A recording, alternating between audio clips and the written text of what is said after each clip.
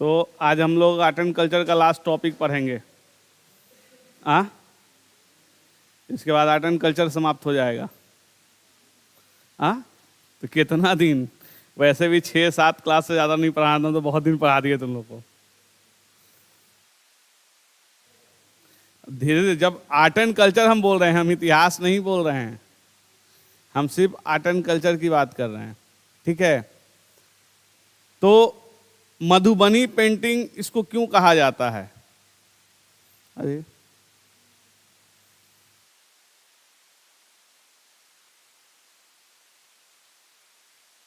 तो इसको मिथिला पेंटिंग भी कहा जा सकता है सर, मधुबनी क्यों कहेंगे?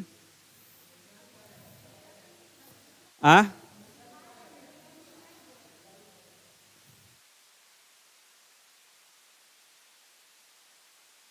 तो यही चीज तो है कि जिस क्षेत्र में ये डेवलप होगा उस क्षेत्र का नाम हो जाता है।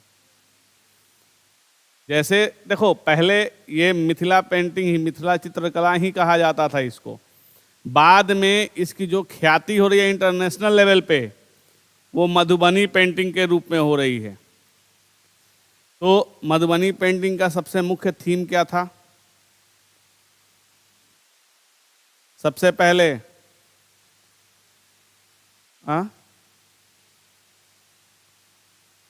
Bright colours. हम थीम पूछ रहे हैं, कलर नहीं पूछ रहे। क्या धार्मिक?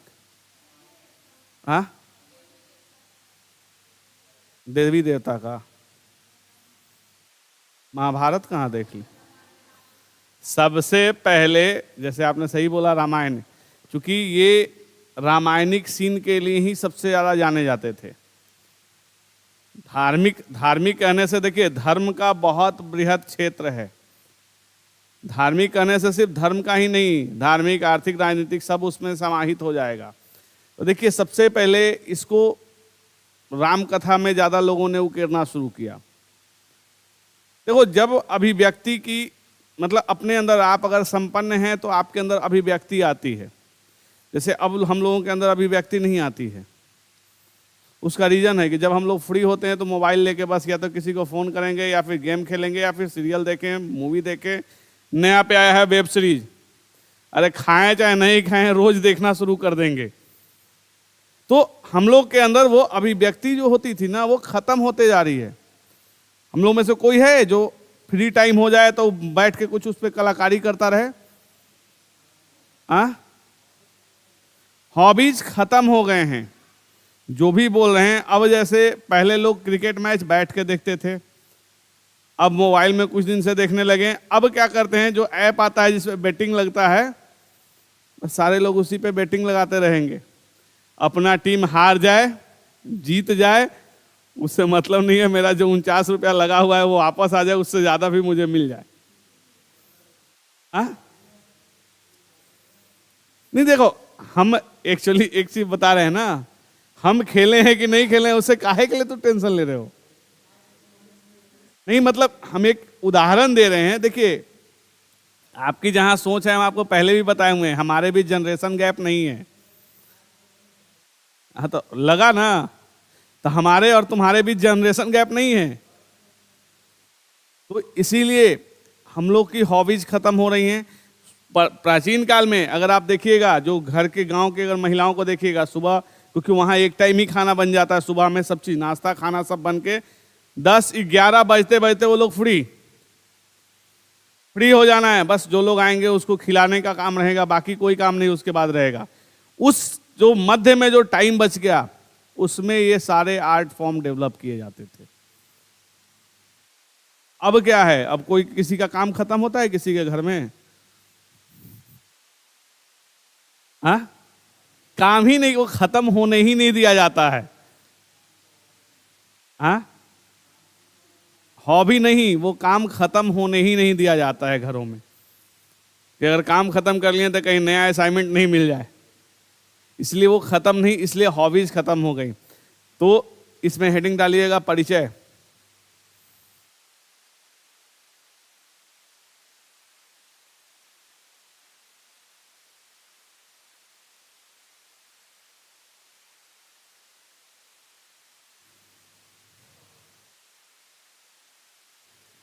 मिथिला क्षेत्र में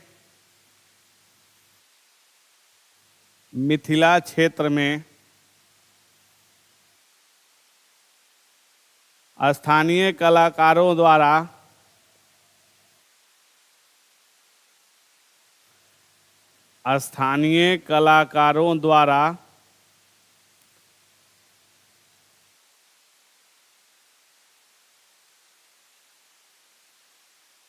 एक विशेष प्रकार के चित्र विकसित किए गए थे।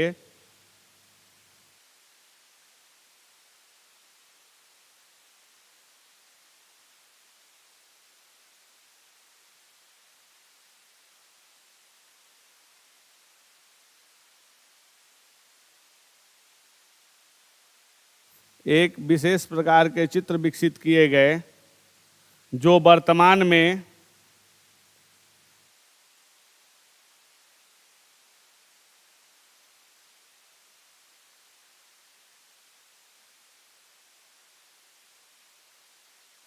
राष्ट्रीय एवं अंतर्राष्ट्रीय ख्याति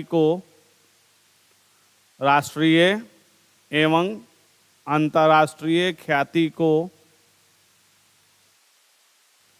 प्राप्त कर चुका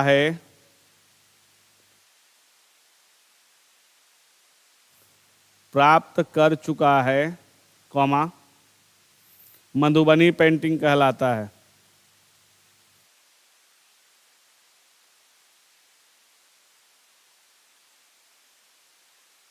विदेश में कहीं मिथिला म्यूजियम है? कहाँ? किसका है? इसका डायरेक्टर कौन है?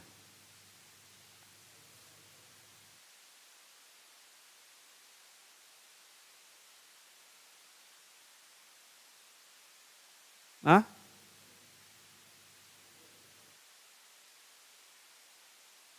कौन सा है? क्योंकि अभी इनको यहाँ बुलाए थे 4 साल पहले, यहाँ हम लोग इनवाइट किए थे जब हम उपेंद्र महारथी में काम करते थे, उस समय वो बुलाए थे। हासेगावा नाम है उनका, हासेगावा नाम है। वो क्या करते हैं कि यहाँ से आर्टिस्ट को लेके जाते हैं जापान।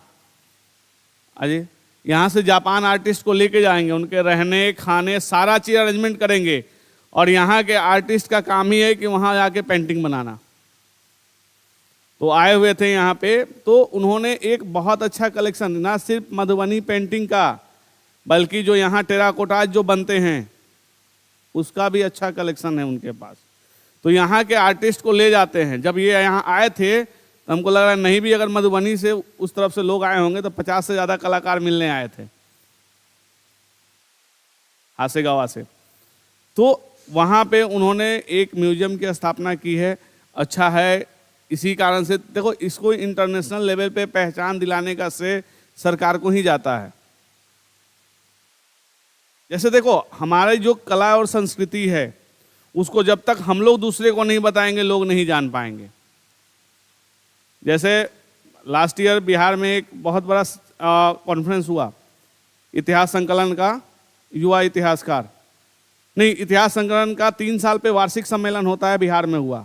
अब हो रहा था कि यहाँ क्या ऐसा गिफ्ट दिया जाए, क्योंकि पूरे इंडिया से लगभग 2000 लोग आने वाले थे वहाँ पे उस कॉन्फ्रेंस में। तो उसके कमेटी में हम भी थे। तो कुछ लोग बोले कि मखाना दिया जाए। हम बोले वो तो ले जाएगा, खा जाएगा, वो तो ख़त्म। हम वो मना नहीं किए कि नहीं देना है। हुआ कि क्या दिया जाए, हम बोले कि एक ऐसा चीज़ दीजिए जो कोई भी ले जाए ना तो वो फेंक नहीं पाए। तो चूंकि हम आर्कियोलॉजी के थे तो गेस करो कि क्या हम आइडिया दिए होंगे।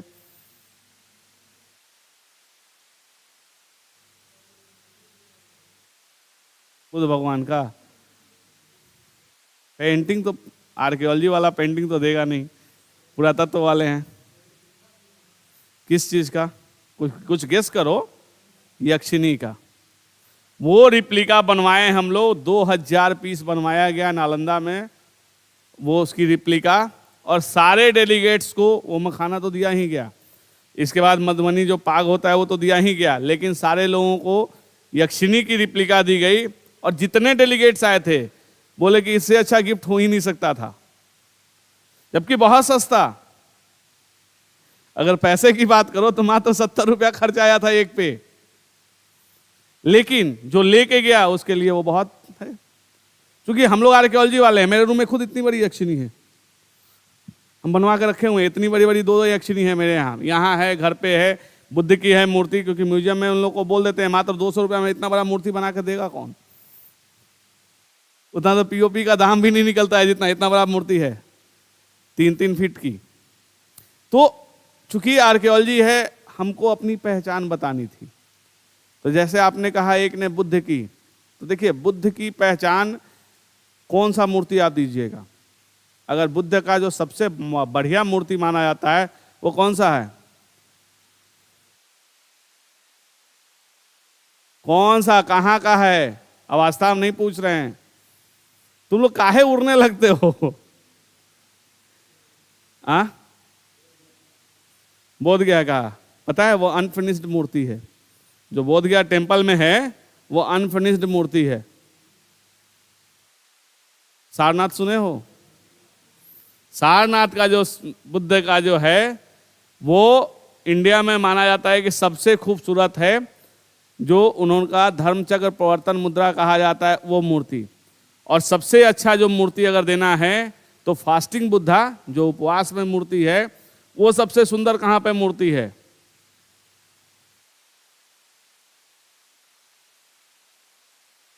जैसे भगवान बुद्ध ध्यान में थे, उपवास में थे, आप लोग भी पढ़े होंगे, पूरे शरीर का मांस गल गया था, सिर्फ हड्डी का ढांचा बचा हुआ था, वो मूर्ति इतना बढ़िया कहाँ बना के रखा गया है, लाहौर म्यूजियम में है, लाहौर म्यूजियम में है। अब बताइए, आपने कहा बुद्ध का, एक सारनाथ का है, एक लाहौर म्यूजियम का है, देना हमको बिहार को रिप्रेजेंट करना है, हम बुद्ध को क्यों देंगे। देखिए जब भी देंगे हम अपनी चीज को देंगे। अगर देना रहेगा तो जो नालंदा सील है जिसपे नालंदे बिहार लिखा हुआ है वो देंगे, या कुम्हरार का सील देंगे जिसपे आरोग्य विहार भिक्षु संघर्ष से लिखा हुआ है वो देंगे। जो हमारा है, बिहार का है, या नालंदा की रिप्लिका बना कर देंगे, नालंदा यूनिवर्सिटी या विक्रमशिला यूनिवर्सिटी, ये सब देंगे ना, कि हम बाहर की चीजों को ले आकर दूसरे को देंगे। देखिए कलाकृति वही दी जाती है जो आपका अपना हो, जिसको आपको उसको एडवर्टाइज करना है, लोगों को बताना है कि मेरे यहाँ इतना अच्छा आर्ट फॉर्म है। ठीक है, इसी में लिखेगा इसने बिहार की चित्रकला एवं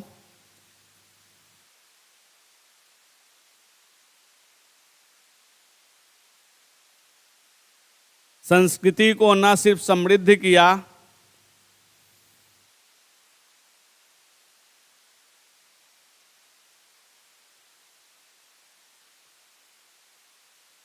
बल्कि एक विशेष पहचान भी दिलाई।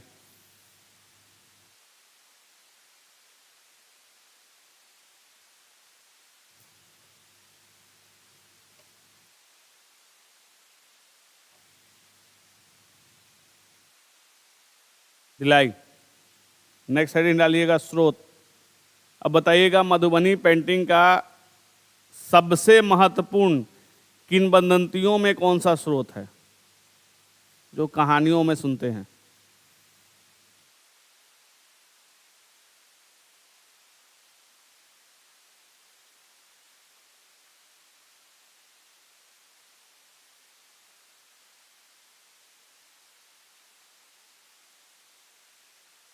सब ब्लैंक हो जाता है, कोई चीज पूछ लो तो सारे लोग ब्लैंक।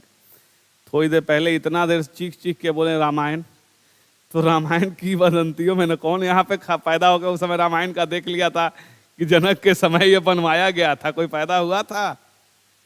ये जो भी हम लोग सुनते हैं, रामायणिक सीन चले आ रहे हैं, वो एक तरह से किंवदंतियों में ही तो हम लोग जान रहे हैं। ठीक है, लिखिए पहला पॉइंट, किंवदंतियों के अनुसार स्रोत। पहला पॉइंट स्रोत का, किंवदंतियों के अनुसार। वो लग रहा है घरे से भी पहुंची ही नहीं है, इसको समझ में नहीं आ बोल क्या रहे हैं। किंवदंतियों के अनुसार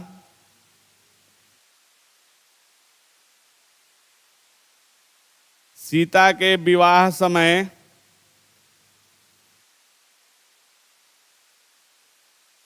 सीता के विवाह समय राजा जनक द्वारा अपने कलाकारों को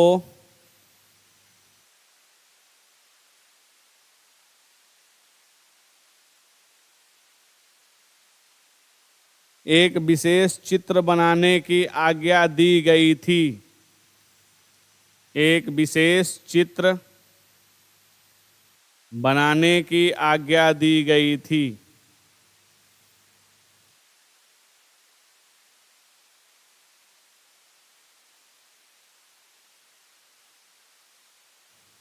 दूसरा पॉइंट,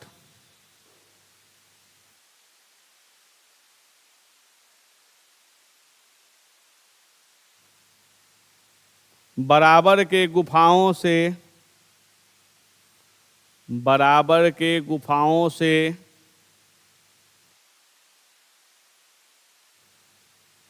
दीवारों पर एक चित्र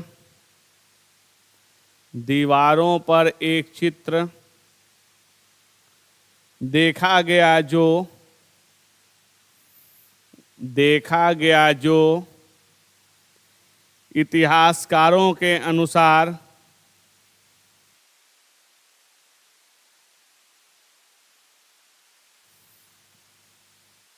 मधुबनी पेंटिंग का प्रारंभिक रूप है।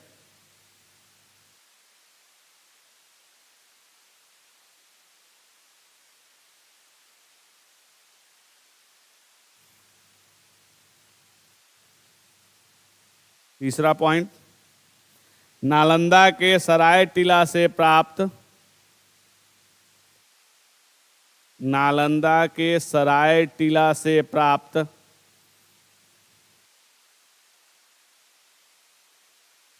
भित्ति चित्र से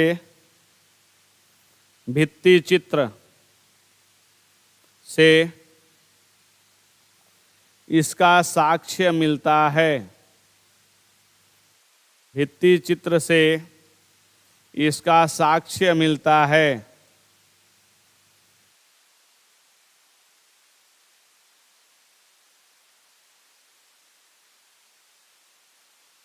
नेक्स्ट पॉइंट, विद्यापति के कीर्ति पताका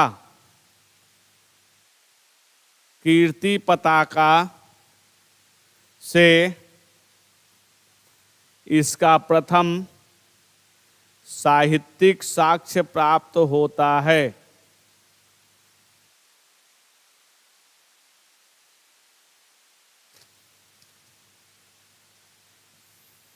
जो उसका कीर्ति पताका था, वहाँ से हम लोग अगर साहित्यिक बोलेंगे तो सबसे पहला साहित्यिक स्रोत ये मिल रहा है। आर्कियोलॉजिकल सोर्स आपको दो मिल जा रहे हैं, एक नालंदा से, एक बराबर से, और एक हमारा जो ट्रेडिशन आ रहा है जिसको किंवदंती कहते हैं उससे मिल रहा है कि राजा जनक अपने कलाकार से कह रहे हैं विशेष प्रकार का पेंटिंग बनाइए, तो पेंटिंग बना रहे हैं। ठीक है, देखिए ये चारों चीज आपको याद रखना होगा। देखिए किंवदंतियां इसलिए नहीं भूलने के लिए आप कह रहे हैं कि जब भी मधुबनी का जिक्र आएगा सबसे पहले राम विवाह का ही सीन आता है, बाद में सारे चीज ऐड हुए हैं। जो कोहबर का भी कॉन्सेप्ट है तो वो आम आदमी के लिए नहीं था, वो राम विवाह का ही एक अंग था। इसीलिए ये आप लोग मत ये कीजिए, इसलिए जैसे आपसे पूछे किंवदंतियां, सब चुप हो गए। अरे रामायण का ही तो वो किंवदंती हम लोग को मिल रहा है, क्योंकि जब रामायण की घटना घटित हुई तो हम लोग में से तो कोई थे नहीं कि जाकर देखते हैं कि जनक जी दे हैं ऑर्डर कि नहीं दिए हैं। ऑर्डर दिए थे तो कितना पेंटिंग बना था उसका लेखा जोखा रखने के लिए तो हम लोग थे नहीं वहां। ठीक है,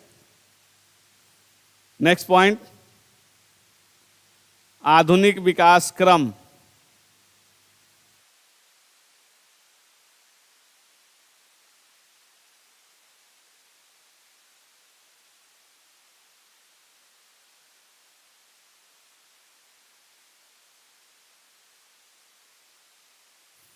आधुनिक विकास क्रम, पहला पॉइंट इसमें लिखिएगा 1934 ईस्वी में 1934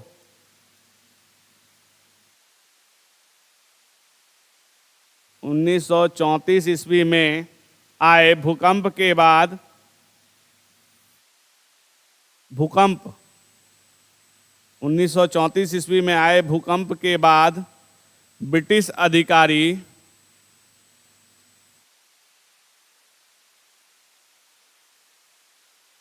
W.G. आर्चर,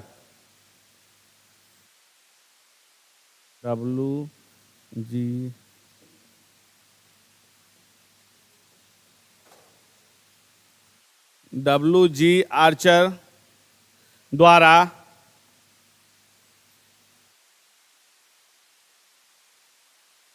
कैमरे में इसे कैद किया गया।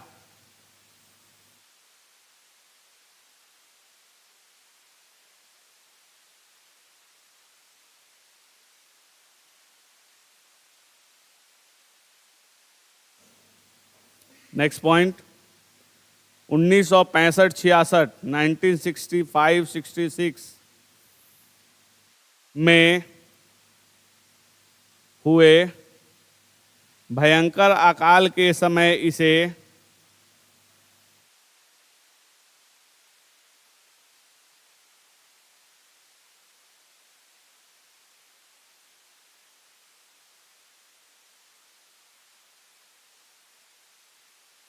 व्यावसायिक रूप दिया गया, व्यावसायिक रूप दिया गया।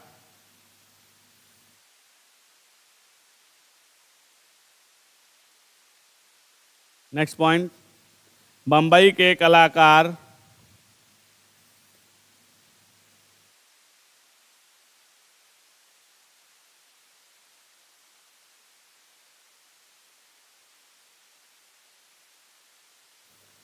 भास्कर कुलकर्णी द्वारा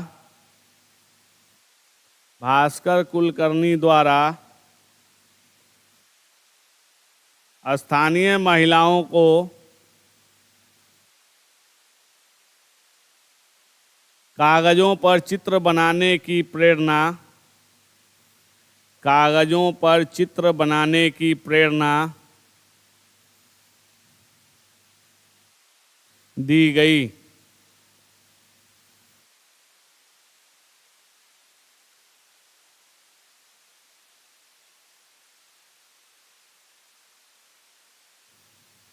हो गया। अब है मधुबनी पेंटिंग के प्रकार। इसके प्रकार में लिखेगा, मधुबनी पेंटिंग का प्रकार लिख के एक लेके ले आइएगा।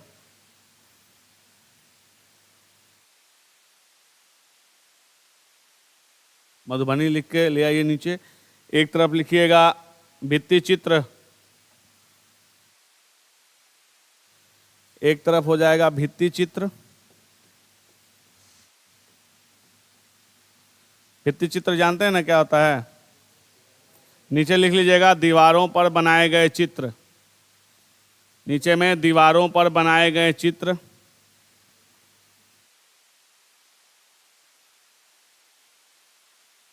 और दूसरी तरफ लिखिएगा अरिप्पन।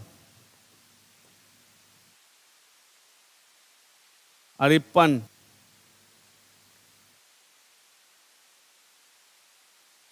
अरिप्पन का मतलब क्या होता है? भूमि चित्रण। पोस्ट में यहां लिख लीजिएगा सतह पर बनाया गया चित्र।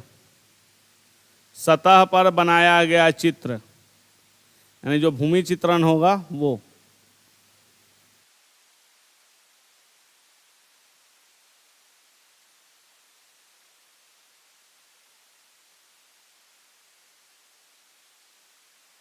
लिख लिए?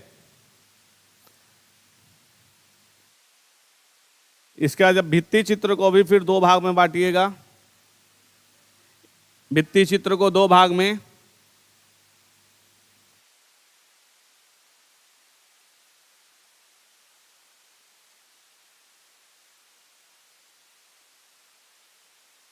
भित्ति चित्र को दो भाग में बांट दिए। एक में लिखिएगा गोसनी। गोसनी गोसनी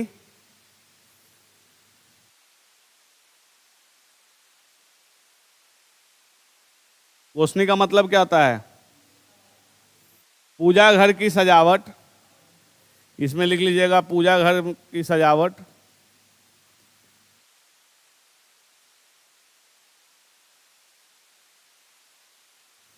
और नीचे उसके लिख लीजिएगा धार्मिक महत्व के चित्र। इसके नीचे फिर लिख लीजिएगा धार्मिक महत्व के चित्र।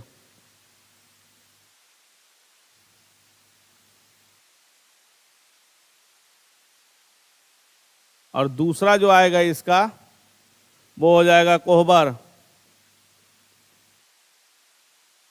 कोहबर दूसरा आ जाएगा कोहबर। उसमें नीचे लिख लीजिएगा कोष्ठ में घर की सजावट भीतर और बाहर। घर की सजावट भीतर और बाहर दोनों ही घर की सजावट रहेगा, जो जिसको हम लोग कोहबर के नाम से जानेंगे। और अरिपन जो हम लोग लिखवाए थे,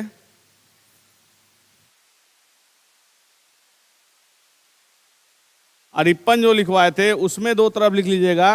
एक तरफ लिखिएगा मुख्य दरवाजे पर और दूसरा तरफ लिखिएगा आंगन में। एक तरफ मुख्य दरवाजे पर और दूसरा आंगन में।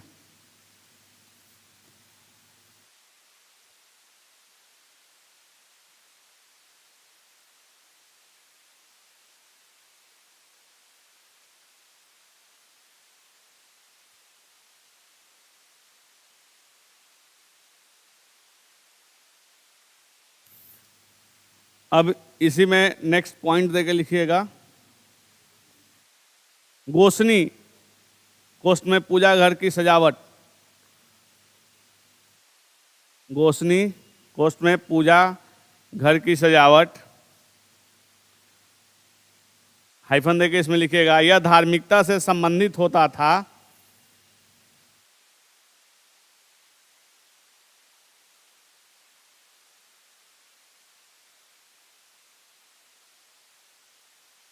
जिसमें ब्राह्मण या कायस्थ महिलाएं, ब्राह्मण या कायस्थ महिलाएं योगदान देती थी।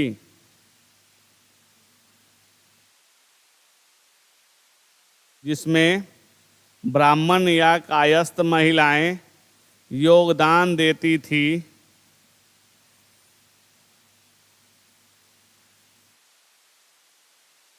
क्योंकि मधुबनी ऑब्लिक मिथिला चित्रकला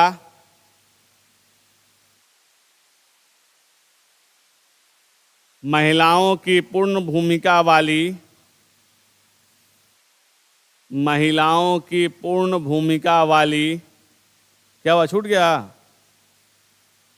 लिख लिए? नहीं लिख रहे हो?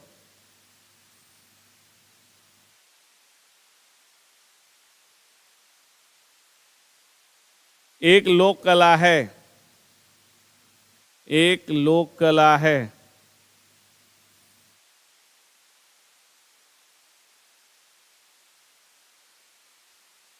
इसमें विभिन्न देवी देवताओं जैसे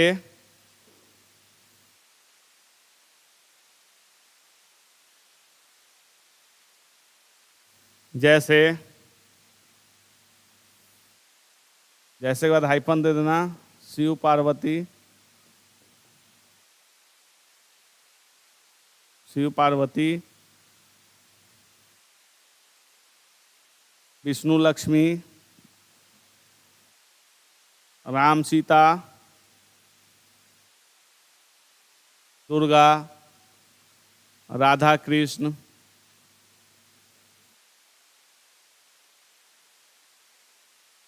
इत्यादि कर दो। जो छूट गया सो छूट गया, सब समझ जाएगा कि बहुत देवी देवता थे इसमें।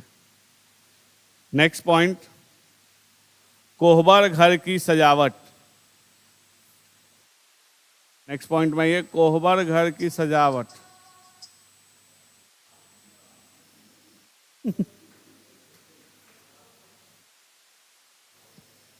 हाँ हेलो, हाँ बोलो।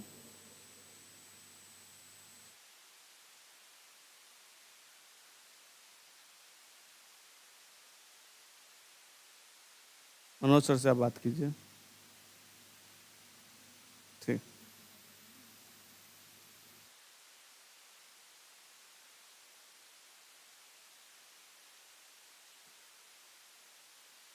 सजावट इसके अंतर्गत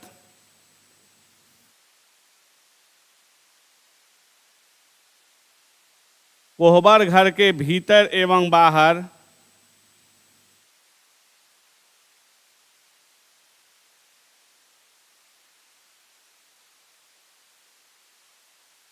कोहबर घर के भीतर एवं बाहर कामुक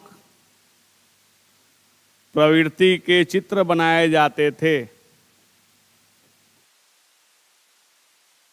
कामुक प्रवृत्ति के चित्र बनाए जाते थे,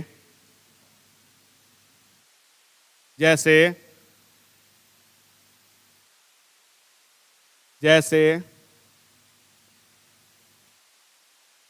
रति एवं कामदेव के चित्र, रति एवं कामदेव के चित्र।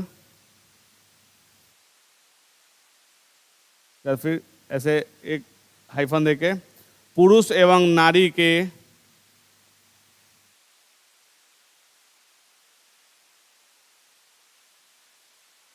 जनन अंगों के चित्र, जनन अंगों के चित्र।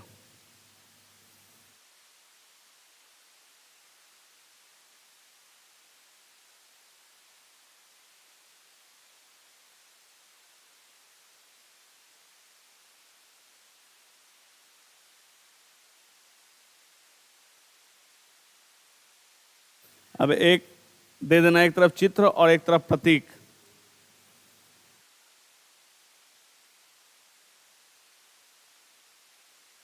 ठीक है, लिख लिए। जैसे अगर मधुबनी पेंटिंग में केला का चित्र है तो उसका क्या प्रतीक रहेगा?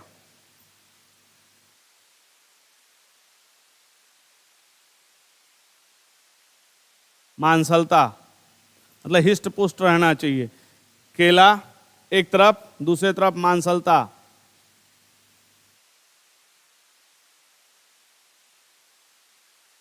लिख लिए। नेक्स्ट लिखिएगा सुग्गा। वहां तोता नहीं बोला जाता है मधुबनी पेंटिंग में, उसको सुग्गा ही बोला जाता है। सुग्गा, तालाबे सा से सुग्गा। उधर लिखिएगा प्रतीक कामुकता।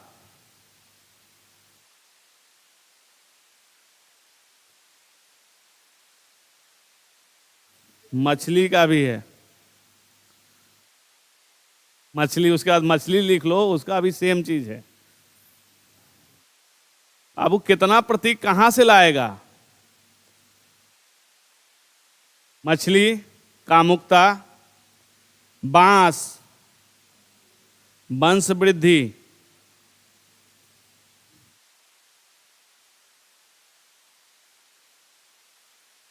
सिंह, शक्ति का प्रतीक, हाथी घोड़ा,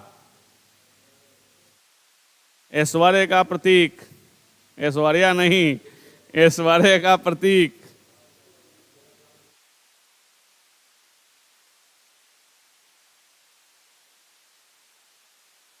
सूर्य चंद्र, सूर्य चंद्र।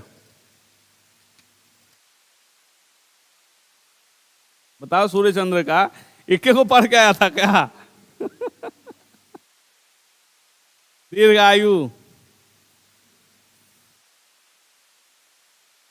समझ गए? तो ये वहां पे सिंबल्स होते थे। देखिए बांस आज भी हमारी संस्कृति में सबसे ज्यादा इंपॉर्टेंट है। शादी ब्याह में भले एगो बांस का डंठल ही लोग लेके जाएं, लेकिन आपको लेके जाना है क्योंकि वो वंश वृद्धि को बताता है। क्योंकि एक बार अगर आप बांस का पेड़ लगा दिए, वो खत्म नहीं होता है, वो अपने आप होता चला जाएगा। वो वंश वृद्धि के लिए, इसीलिए बांस की पूजा भी होती है। बहुत सारे दिन हैं जिस दिन बांस को आप नहीं काट सकते हैं। ठीक है, नेक्स्ट पॉइंट दीजिएगा अरिप्पन।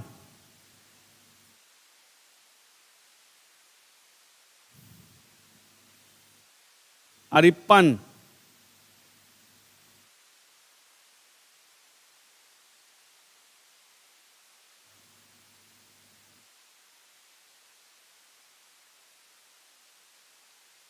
इसके अंतर्गत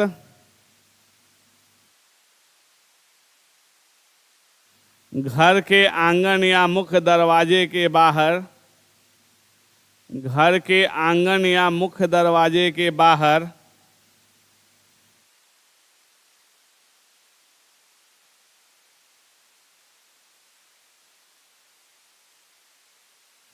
जमीन पर रंग बिरंगे चित्र बनाए जाते हैं।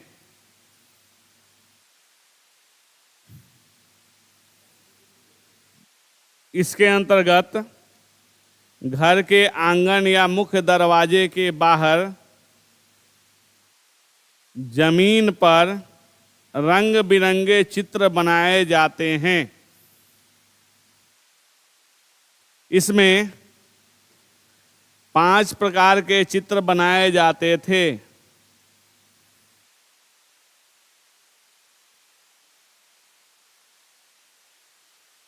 हाइफन देके पहला में लिखिएगा देवी देवताओं का चित्र, देवी देवताओं का चित्र, स्वास्तिक एवं दीप का चित्र, स्वास्तिक एवं दीप का चित्र। अब जब लिखना तो वहां पे स्वास्तिक बना देना, ऐसे करके जो बनता है स्वास्तिक, ऐसे करके जो बनता है वो उस टाइप से आप बना दीजिएगा। वहाँ एक दीपक और एक स्वास्तिक जरूर बना दीजिएगा। इससे क्या होता है कि आपका मार्किंग अच्छा कर देगा। मालूम है उल्टा है, बौद्ध धर्म में शुभ होता है उल्टा, पता है। दोनों ही स्वास्तिक सही है, जानबूझ के इसलिए बनाए हैं कि जब आप जाइएगा, क्योंकि इस पे हम सबसे पहले हम ही सवाल उठाए थे जब वहाँ लगा था यह स्वास्तिक। बुद्धा स्मृति पार्क में जो म्यूजियम है उसमें उल्टा स्वास्तिक है। जब लग गया तो भाई हम सोचे कि मुख्यमंत्री आने वाले हैं, मुख्यमंत्री का प्रोग्राम है शाम में, दिन में हमको नजर पड़ रहा है, हम के लिए आज तो हम लोग गए, सारे लोग सस्पेंड होंगे। तो पता चला कि नहीं, बौद्ध धर्म में उल्टा स्वास्तिक भी शुभ होता है। मतलब स्वास्तिक कैसे भी बनाइए सब शुभ है, स्वास्तिक में कोई अशुभ नहीं है। बस आपको खींच देना है, इसके अंदर डॉट डॉट डाल दीजिए, हो गया, यह शुभ हो गया, हो गया शुभ। ठीक है। मनुष्य एवं पशु पक्षियों का चित्र, नेक्स्ट पॉइंट।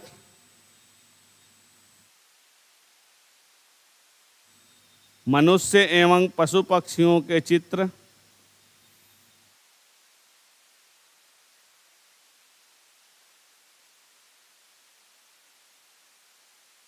फूल, नेक्स्ट पॉइंट, फूल, कॉमा पेड़ पौधों का चित्र,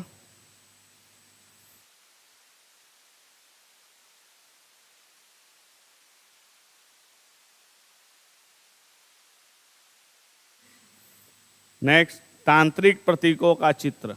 अब वहाँ को ताबीज बना देना, तांत्रिक प्रतीक बनाना रहेगा तो ताबीज बना दो, नहीं तो किसी चुड़ैल का मुंह बना दो वहां पे।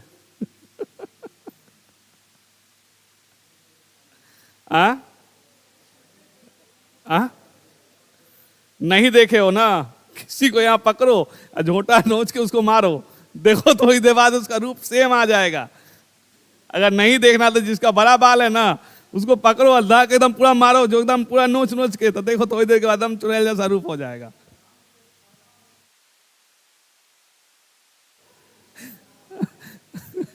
देखो कोई कुछ देखा रहे चाहे नहीं, वो जरूर देखे रहेगा।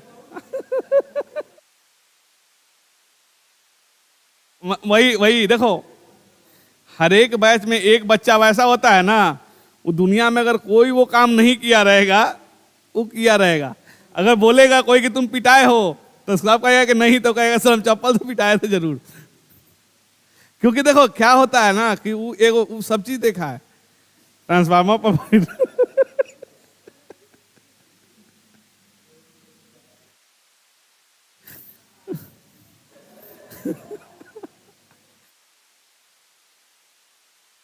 नहीं, तो सब चीज देखे हो। देखो फील तो हम भी किए हैं लेकिन देखे नहीं है, सामने से प्रत्यक्ष देखे तब ना।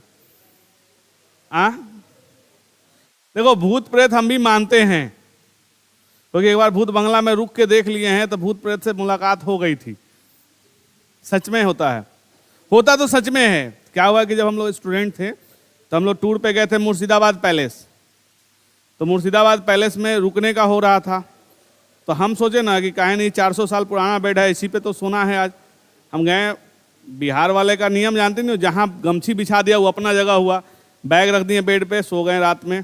तो 9:30 बजे रात में महल से बात कर रहे थे, रेलिंग से, पूरा महल हिल रहा था। तो हमको लगा ट्रेन से आए होंगे ना, थके हुए हैं, हो गया। रात में जो जहाँ सोया पूरी रात वहाँ से नहीं उठ पाया।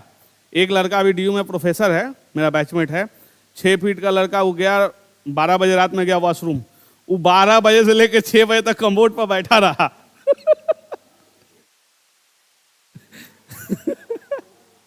नहीं, वो आ ही नहीं पाया। जब उठे ना तो लगे कि कोई ये कर ले, सारे लोग डर रहे हैं। हम लोग 11 लोग थे उस महल में, मात्र 11 लोग थे जो हमारे बैचमेट्स थे। 2 लोग बिहार से थे, उड़ीसा से, मध्य प्रदेश से, महाराष्ट्र से, सारे स्टेट से लोग थे। हमारे सारे बैचमेट्स वहां पे डर रहे हैं, कोई किसी को नहीं बता रहा है कि हम डर रहे हैं। सुबह उठे, सबका हालत खराब है कि अब रात खत्म हो जाए। रोज हनुमान चालीसा नहीं हो तो कितना आदमी पढ़ लिया होगा डर के मारे, ठीक है। जब रात सुबह हुई तो कोई किसी को नहीं बताया, सब फ्रेश व्रेश होकर चल दिए वहां से। जब हम लोग गाड़ी में आए तो जो हम लोग के साथ टीम लीडर गई हुई थी कलकत्ता सर्किल से, वो बोल रही कुछ दिलीप दिखा वहाँ। मैं ना कुछ नहीं दिखा, हम बोले नहीं कुछ नहीं दिखा। तब धीरे धीरे अपना अपना सब लोग कहानी बताना शुरू किए। तो पता चला कि जब वहाँ पे टीपू सुल्तान के समय जब वहाँ ये अटैक हुआ था तो बहुत सारे अंग्रेजों को उसी महल में जहाँ हम लोग सो रहे थे ना वहीं काटा गया था। तो वहाँ क्या है ना कि कोई स्टाफ 7 बजे के बाद उस महल में नहीं रुकता है, अभी भी नहीं रुकता है। हम लोग जैसे आदमी महल में सोने का है ये था तो मिले, लेकिन हाँ अगर ये कहोगे कि प्रत्यक्ष देखें, प्रत्यक्ष कुछ दिखाई नहीं दे रहा था। ये लग रहा था कि हाँ है, होता है। देखिए जब भगवान को मानते हैं तब उसको भी मानते हैं। वैसी घटनाएं बहुत हुई है। हम लोग रात में लाल किला में हमारा हॉस्टल था, लाल किले के अंदर ही हमारा हॉस्टल था। जब हम पढ़ते थे तो हम लोग रात में 12 बजता था ना, तो हम लोग रात में निकलते थे खोजने के लिए, कहीं तो शाहजहां खजाना कार के रखा होगा। तो रात में जब टहलने जाओगी वहां तो तुम ऐसे टहल रहे हो, बगल से 2 सांप भी चल रहा है टहलते हुए। इतना ज्यादा वहां सांप है कि तुम बिलीव नहीं कर सकते। अगर आज बारिश हो गई तो सुबह उठने से पहले, पैर नीचे रखने से पहले टॉर्च मार के हम लोग देखते थे कि रूम में कौगो आके बैठा हुआ है, आके बैठा रहेगा या तो जूता में घुस जाएगा। क्या नहीं, सांप था वहां। एक्चुअली बहुत 200-250 मोर थे, तो मोर का सबसे प्रिय भोजन होता है। तो हम यहाँ से गए थे, तो हम गए, जाते ही बड़ा सा वो लोहा का डंडा रखे हुए थे, रोज 2 को मारना शुरू किए। तो फिर वहां मना किया सब कि मत मारिए, काहे के लिए मार रहे हैं, काटता थोड़ी है नहीं। तो वहां पे हम लोग देखो वहां क्या है, लाल किले में जब भी अगर इतना कहीं गड्ढा कर दोगे ना तो सिर्फ स्केलेटन ही मिलता है। इतने लोगों को काट के उसके अंदर गाड़ा गया है, लेकिन कभी हमको वो भूत मिला नहीं। वहां 2 साल रहे, रात में 1-1 बजे रात के हम लोग दीवाने आम में जाके वहां पे पार्टी करते थे कि चलो जाके कोई तो मिलेगा, आएगा कोई भूतो आ जाएगा तो कहेंगे चलो बता दो खजाने का पता, लेकिन कभी मिला नहीं। होता है, देखो एक हमारे अंदर का डर भी होता है। एक बार अगर आपके अंदर डर आ गया तो फील तो होगी, लेकिन होता है कुछ कुछ, ये तो है। भगवान है तो वो सब चीज भी है। हम बहुत ऐसी घटनाएं मेरे साथ घटी है, क्योंकि हम लगभग पूरा हिंदुस्तान घूमे हुए हैं, पहाड़ों पे सोए। अब सांची स्तूप पे जाके सोए हुए थे। हम कहें कि बुद्ध यहीं नगर आए थे तो चलो कुछ तो मिल जाएगा यहाँ। तो हम लोग शाम में गए 7 बजे के, आज हम लोग सांची स्तूप पे ही सोएंगे। क्योंकि भारत सरकार के स्टूडेंट थे, तो भारत सरकार के स्टूडेंट है, किसको मजाल है कोई अटेंडेंट की रोक दे। आज रोक दोगे, कल पहला पोस्टिंग में तुम्हारे बॉस बन के आएंगे बाबू, तो उसके बाद समझ जाओ सूद समेत वसूल देंगे। ये चीज देखो, डरता इसलिए है लोग ना। वहां देखो, वहां डिप्लोमा करने जब गए भारत सरकार का, तो स्टाफ डरता इसलिए है कि पहली पोस्टिंग, जितने आपके सेवा में लगे हुए हैं ना, सबके आप बॉस बन जाइएगा पहली पोस्टिंग में। तो वहां पे सुविधाएं बहुत, हम लोग जाके कहीं नहीं मिला। एक बस फील किए वहां, और एक बार एक नागौरी हिल पे नाग मिला था, मूर्ति देखने का ओरिजिनल मिल गया। बस ये हुआ। इसके अलावा अगर आप जाओगे तो एक यहाँ पे देहरादून में एक टपकेश्वर महादेव मंदिर है, वहाँ पे शिवलिंग है। तो वहाँ पे पहाड़ से पानी टपकते रहता है शिवलिंग पे, तो उसका टपकेश्वर महादेव नाम है। वहाँ हम लोग गए उस दर्शन करने, तो वहाँ वो पत्थर वाला सांप नहीं निपटा हुआ था, ओरिजिनल वाला लिपट के शिवलिंग में रखा हुआ था। तो ये चीजें देखो होता है, क्योंकि आज अगर हम धर्म मान रहे हैं, अगर भगवान को मान रहे हैं, तो ये चीज है। लेकिन अब ये कहना कि हम देखे हैं, अभी तक तो हम भी नहीं देखे हैं। सन्नी देखा है कैसा? नहीं। 26 रैंक है SBM, मिठाई लेके आए हुए हैं सिद्धार्थ सर। अच्छा, आएंगे इसी बीच अभी। आवे तो बुला लो, मिल लेगा लो।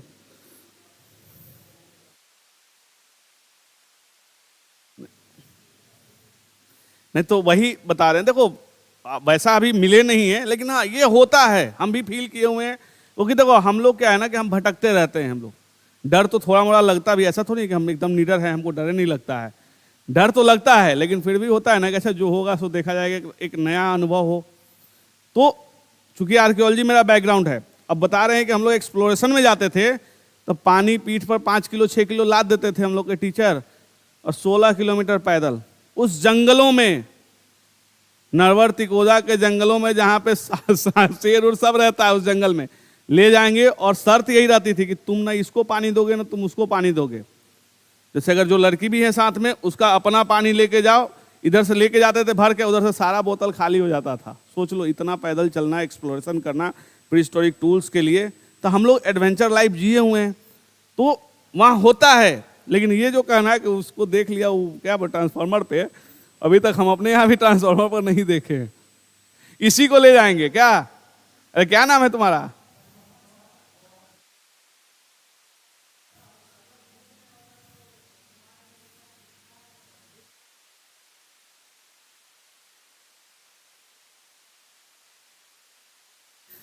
तू हम क्या बोले अभी तुमको?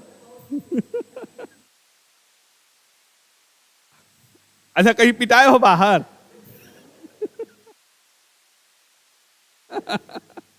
एक बार ना तो बोल रहा है ना, तो अभी कहता है कि हाँ सर बाहर पिटाए थे कल ही, कह दो वो भी। देखो बहुत सारी चीजें होती है, हो सकता है तुम देखे हो, वो ये अलग चीज है। जैसे आपने एक कहानी सुना है, गंगा जी में जमीन पूरा फटा हुआ रहता है अंदर, पानी के अंदर, कभी आप सुने हैं? कभी आदमी को जाते हुए देखे हैं पानी के, जमीन के अंदर गंगा जी में? हम खुद जाके आए हैं।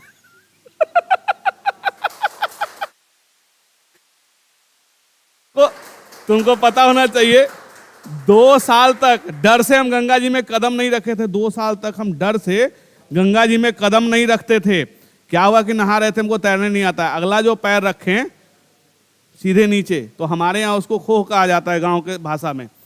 उसके बाद 2 साल तक हम नहीं गए। तो देखो तुम जो जितना कह रहे हो ना, चूंकि देखो मेरे धर्म में मुझे बहुत आस्था है, और हम बहुत ऐसी घटनाएं हुई है ना कि आप इमेजिन नहीं कर सकते हैं कि जो आदमी डूब जाए, भगवान को याद करे, लगे कोई गोद में उठा के बाहर फेंक दे। हम रजरप्पा में डूब गए, मेरी मम्मी रो रही है, पापा जान रहे हैं कि डूब गया, अब तो ये मर गया, क्योंकि यहाँ तो डूबने के बाद रजरप्पा में कोई निकलता नहीं है, वहां बलि चढ़ जाता है। हम यही दिमाग में सिर्फ लाए, अरे पूजा किए नहीं, पहले ही डूब गए। आइए,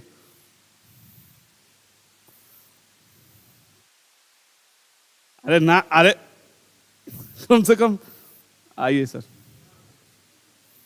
आइए ना, आइए। पहले आपको बधाई इसके लिए। सर इस बार 26 रैंक लाए हुए हैं, बीपीएससी में फाइनल रिजल्ट हुआ है।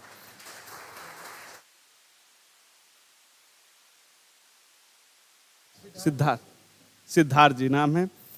तो आपको थोड़ा सा इनको अपना टिप्स बताइए, क्योंकि देखिए क्या होता है कि हम लोग जो बताएंगे और एक आप अपना एक्सपीरियंस थोड़ा सा शेयर कीजिए 5 मिनट। मेरा पहले से चयन हो रखा है ARCS के रूप में, मैं कार्यरत हूँ के माध्यम से, और फिर 67 में वापस मुझे सफलता मिली है। सबसे पहले तो सर मैं यही कहूँगा कि अब पैटर्न चेंज हो गया 68 से, तो 69 में मेंस में कैसा पैटर्न होगा, तो तो वो या तो 68 जैसा होगा या तो 67 जैसा होगा। 67 जैसा नहीं होगा, ठीक है ना। मतलब देखिए ज़्यादातर चांस है कि 68 जैसा ही होगा, लेकिन हो सकता है कि वो 67 जैसा भी कर दे, ठीक है। तो मुझे लगता है सर कि दोनों तरह की तैयारी होनी चाहिए। 67 का पैटर्न मीन्स का मतलब क्या हुआ कि कुछ 15, 20, 25 टॉपिक्स हैं जो आते ही हैं सर, घूम घूम के आते ही हैं, तो उसको आप अच्छे से तैयार कर ले। जैसे सर 1857 रिवोल्ट हो गया, पटना कलाम हो गया, ये सब घूम घूम के वो आता था 67 तक, ठीक है। 68 से वो चेंज हो गया है, लेकिन मान लीजिए कि आप 69 पेपर देने गए और 67 जैसा पेपर आ गया, 66 जैसा पेपर आ गया, तो आप तो फिर हतोत्साहित हो जाएंगे कि हम तो उतना तैयार करके थीम नहीं आए हैं। तो इसलिए क्या कीजिए कि जो थीम हमेशा आते रहें उसको तो आप तैयार कर ही लीजिए, उसमें समय भी ज़्यादा नहीं लगेगा। लेकिन जो 68 का जो पैटर्न था, मैंने पेपर नहीं दिया है लेकिन मैंने पेपर देखा था, बहुत ही सर ब्रॉड पूछ रहा है, अब बहुत ज़्यादा लिखना है। मतलब पहले 36 पेज लिखना होता था, अब शायद 50 पेज के करीब में लिखना है। तो इसमें दो चीज़ मुझे लगता है सर कि बहुत, वैसे सर आप बेहतर बताएंगे, लेकिन दो चीज़ मुझे लगता है कि जितना मेरा इल्म और अनुभव है उस आधार पर कि एक तो आप लोग को अभ्यास बहुत करना पड़ेगा, ठीक है। तो मश्क आप लोग खूब कीजिए, मश्क मतलब अभ्यास। तो लिखने का अभ्यास आपको बहुत ज़्यादा करना पड़ेगा। 67 तक थोड़ा कम अभ्यास करके भी काम चल जा रहा था, लेकिन 68, 69 से नहीं चलेगा। और दूसरा क्या है कि आपको ब्रॉड नॉलेज की ज़रूरत होगी। 67 तक क्या था कि कुछ रिस्ट्रिक्टेड थीम पे ही क्वेश्चन पूछता था और थोड़ा बहुत क्वेश्चन इधर उधर का पूछा था, लेकिन यहाँ ब्रॉड नॉलेज की ज़रूरत पड़ेगी। तो इसके लिए क्या है कि जो कोचिंग है, कोचिंग में सारी चीज़ें सर प्रोवाइड की ही जाती है। इसमें जो भी प्रोवाइड किया जा रहा है सर लोग के द्वारा, सर के मार्गदर्शन में आप लोग उसको एकदम ध्यान से पढ़िए, बार बार रिवीजन कीजिए और लिखने का जो है खूब प्रयास कीजिए। तो इस प्रकार से मेंस की आप लोग तैयारी कर सकते हैं, ठीक है। सर पीटी का तो मैं नहीं बता पाऊँगा क्योंकि 68, 69 में पीटी भी चेंज हो गया है, तो मैंने उस प्रकार से तैयारी नहीं की है, तो इस पर सर मैं कुछ नहीं कहूँगा। उसमें यही एक बेनिफिट अब हो गया है कि जो पांचवा ऑप्शन जो हटाया है ना, वो कहीं ना कहीं पॉजिटिव है। भले निगेटिव गया है, निगेटिव किया है, उसमें आप तुक्का नहीं मारेंगे बस, क्योंकि तुक्का मारने पे फिर काम गड़बड़ हो जाएगा। तो वही है कि अब आप लोग को, जैसे हम बार बार कहते हैं कि लिखना होगा, खुद से लिखना होगा। बस जो पढ़ा दिए 2 बार पढ़ लीजिए, उसका रिवीजन कीजिए, अपने आप ये लिखने का आदत हो जाएगा। क्योंकि अगर आप 10 पेज का नोट्स पढ़ रहे हैं तो लिखने समय वो ऑटोमेटिकली 5 पेज का हो जाएगा। अगर आप 2 पेज का पढ़ रहे हैं तो समझ जाइए कि कहानी खत्म हो जाएगी लिखने के समय। इसीलिए बृहद पढ़िए, जैसे सर ने बताया बृहद पढ़ना है और अच्छे से उसको पॉइंट वाइज डील कर दीजिए, रिजल्ट मिलेगा।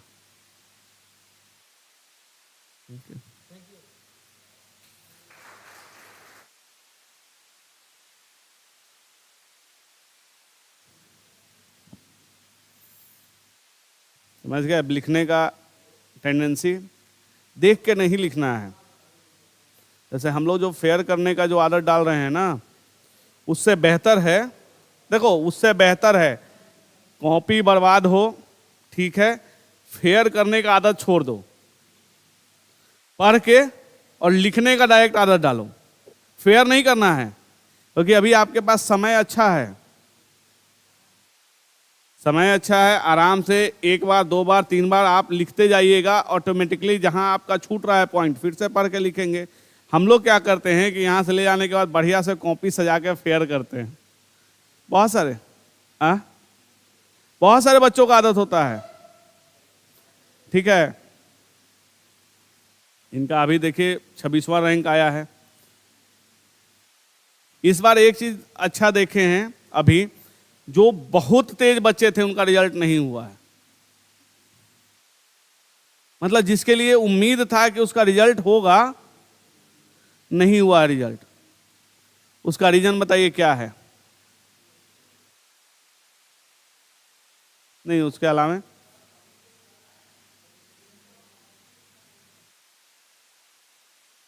अभी इससे पहले जो बोले तो नहीं सुने हैं। हम बोले ना कि बहुत तेज जो बच्चा था वो नहीं क्वालिफाई कर पाया, मीडियम जो बच्चे थे वो ज्यादा वही क्वालिफाई किए। उसका कारण बताइए क्या था?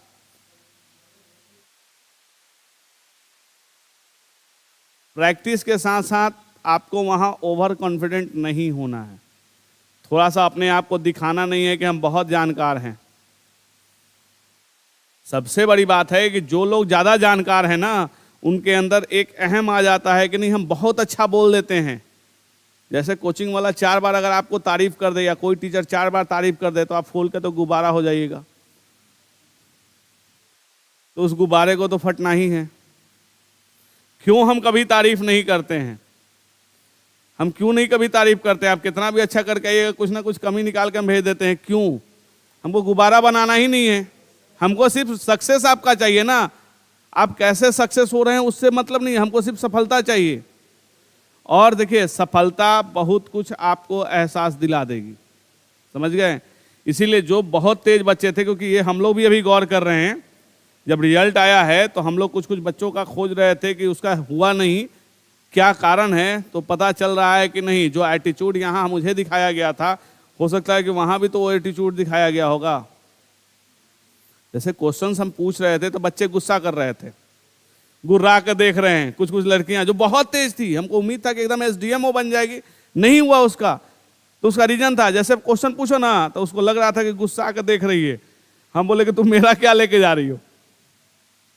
ये जो आपके अंदर रहेगा गुस्सा आने वाला, आपके अंदर चिड़चिड़ाहट आ रही है, तो अगला बेवकूफ नहीं ना बैठा हुआ है, उसी में गड़बड़ हुआ है। कुछ बच्चे हम लोग के उम्मीद से जो 8-10 बच्चे जिसका नहीं हुआ है, उसके पीछे रीजन यही था,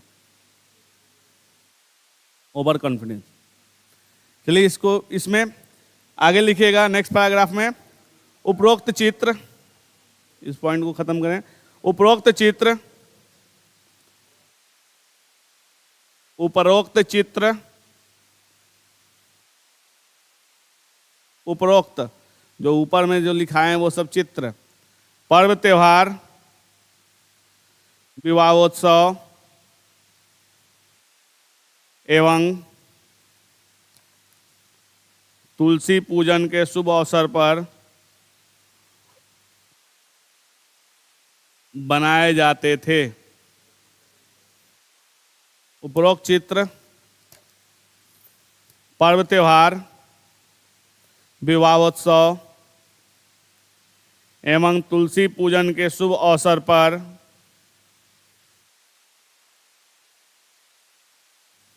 बनाए जाते थे। ठीक है, अब है इस विशेषताएं, हेडिंग डालिएगा विशेषताएं।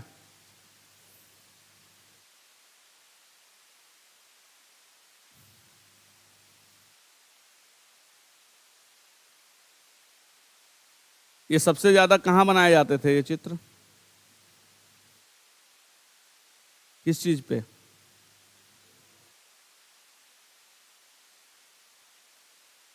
हाँ, दीवार पे ही सबसे पहले बनते थे। ठीक है, लिखिए पहला पॉइंट, यह चित्र मुख्यतः दीवारों पर बनाए जाते हैं। दीवारों पर बनाए जाते हैं, परंतु हाल के दिनों में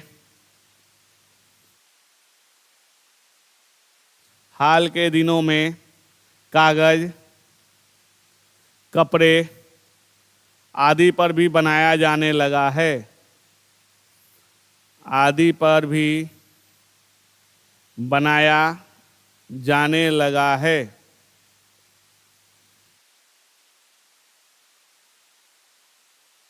नेक्स्ट पॉइंट,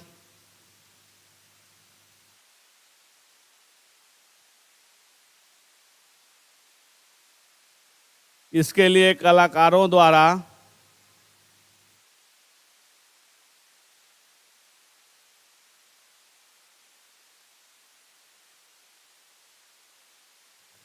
प्राकृतिक रंगों का प्रयोग किया जाता है।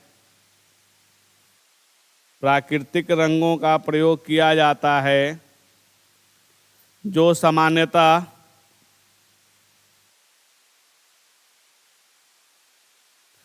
सामान्यतः कलाकारों द्वारा स्वयं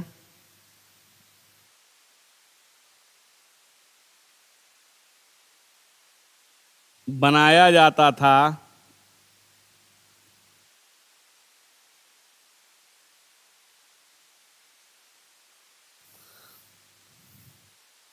परंतु हाल के दिनों में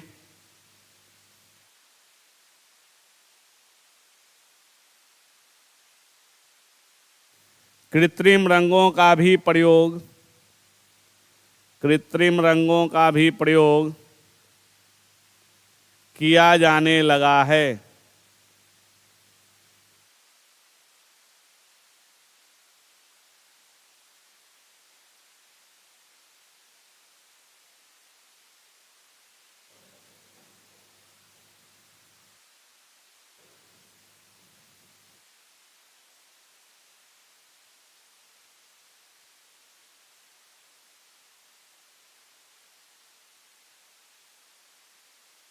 तीन कॉलम बना लीजिएगा, रंग, स्रोत, प्रतीक।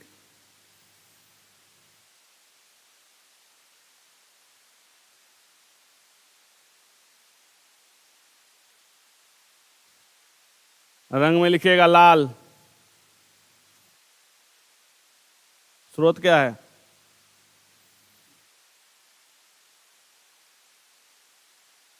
लाल। आग तो प्रतीक हो गया, हम स्रोत पूछ रहे हैं। हाँ, कजी लिखो कुसुम, कुसुम कॉमा तूथ, तू अथ।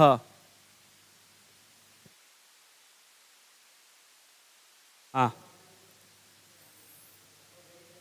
हाँ, अब इंग्लिश हम लोग नहीं पढ़े हैं ना, स्ट्रॉबेरी अलग हो गया, तूत अलग हो गया।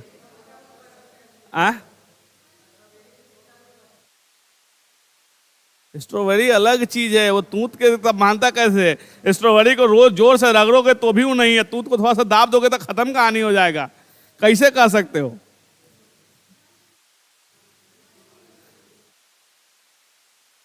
जबरदस्ती उसको। अगला हरा। अरे प्रतीक में लिख लेना आग, प्रतीक में आग, इसमें हरा। किससे हरा रंग? केला का पत्ता, सेम का पत्ता,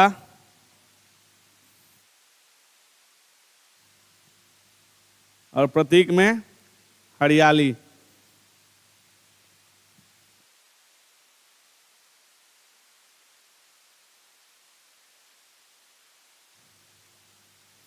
पीला।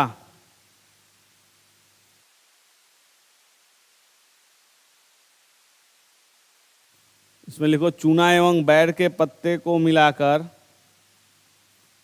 चूना एवं बैर के पत्ते को मिलाकर, और प्रतीक में लिख लो धरती का प्रयोग। हाँ, धरती का प्रयोग। काला, काला काजल। आज आ गया सब, आज कालिक नहीं पता है। वो तो हंसी आ रहा था कल की, काजल जहां बोले काला बोले तो कालिक। आज कैसे काजल सबको याद आ गया? काजल एवं जौ को जलाकर, और इसका प्रतीक है, किसका प्रतीक है? वायु का, वायु का। नारंगी,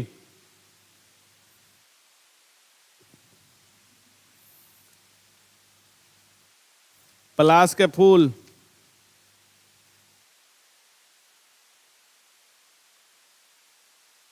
नीला, इसका प्रतीक नहीं है। नीला, नील किस चीज का प्रतीक है? आकाश।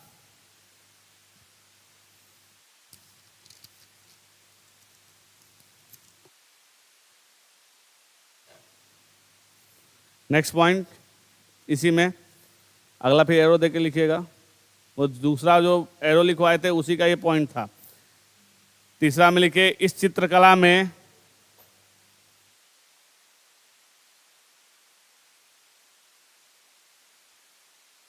ब्रश के तौर पर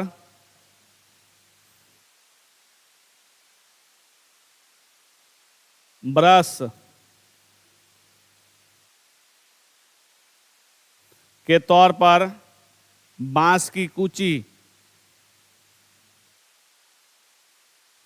इस चित्रकला में ब्रश के तौर पर बांस की कूची तथा उंगलियों का प्रयोग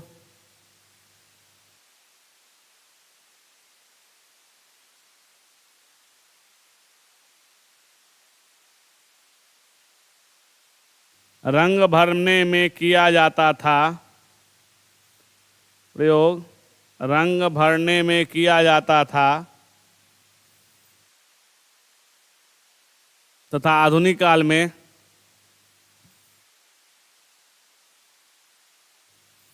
प्लास्टिक ब्रश का प्रयोग किया जाता है।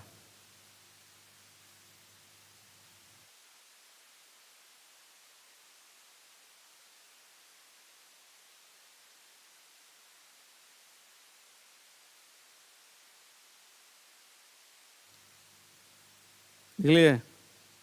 नेक्स्ट पॉइंट, कलाकारों द्वारा चित्रों का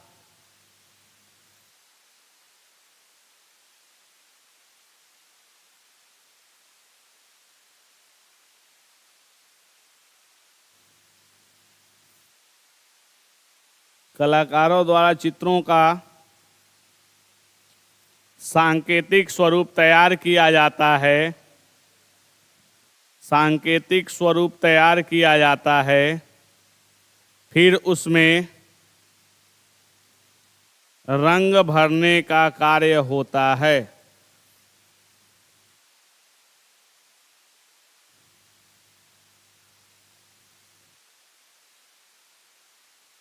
फिर उसमें रंग भरने का कार्य होता है। यानी पहले इसमें आउटलाइन तैयार करेंगे, उसके बाद ही रंग भरा जाता है। ऐसा नहीं बिना आउटलाइन के कभी रंग इसमें नहीं भरा जाता है। ठीक है? हाँ। नेक्स्ट हेडिंग डालिएगा, प्रमुख कलाकार।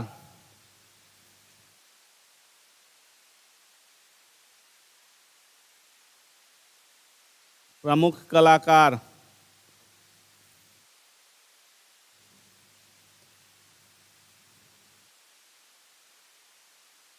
लिखिएगा इसमें, हाल के दिनों में इस कला से संबंधित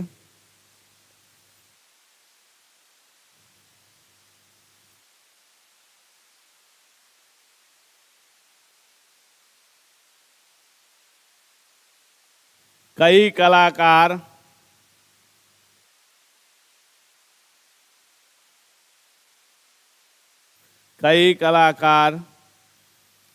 विभिन्न पुरस्कारों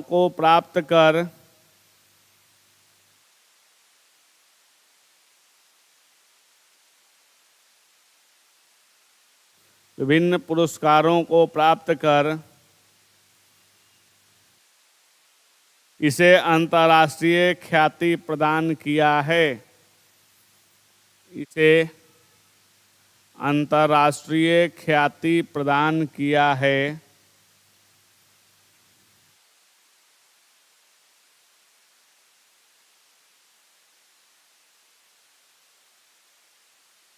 नेक्स्ट पॉइंट, 1969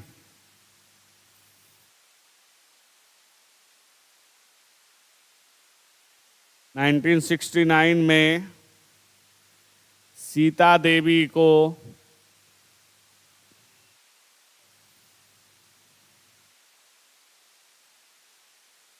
बिहार सरकार द्वारा सम्मानित किया गया।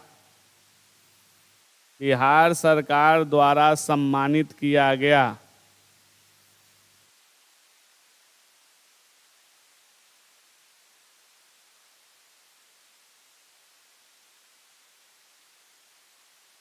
नेक्स्ट पॉइंट, जगदम्बा देवी मधुबनी पेंटिंग से संबंधित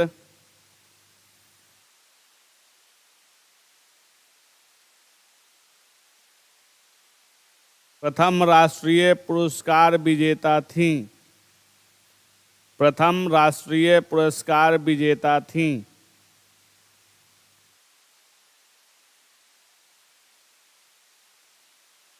राष्ट्रीय पुरस्कार विजेता थीं।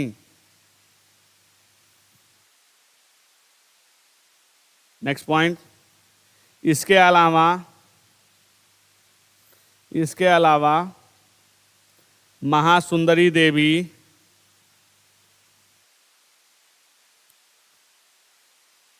गोदावरी दत्ता,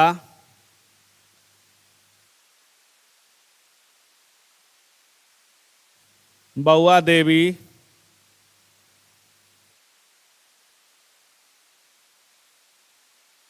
मालविका राज,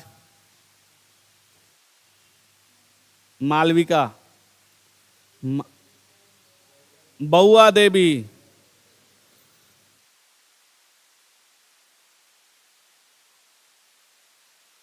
मालविका राज, दुलारी देवी, अंबिका देवी,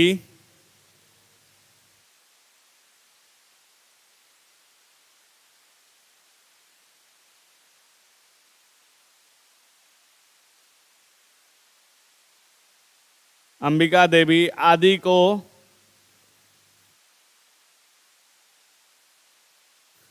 को पद्मश्री पुरस्कार प्रदान किया गया। पद्मश्री पुरस्कार प्रदान किया गया।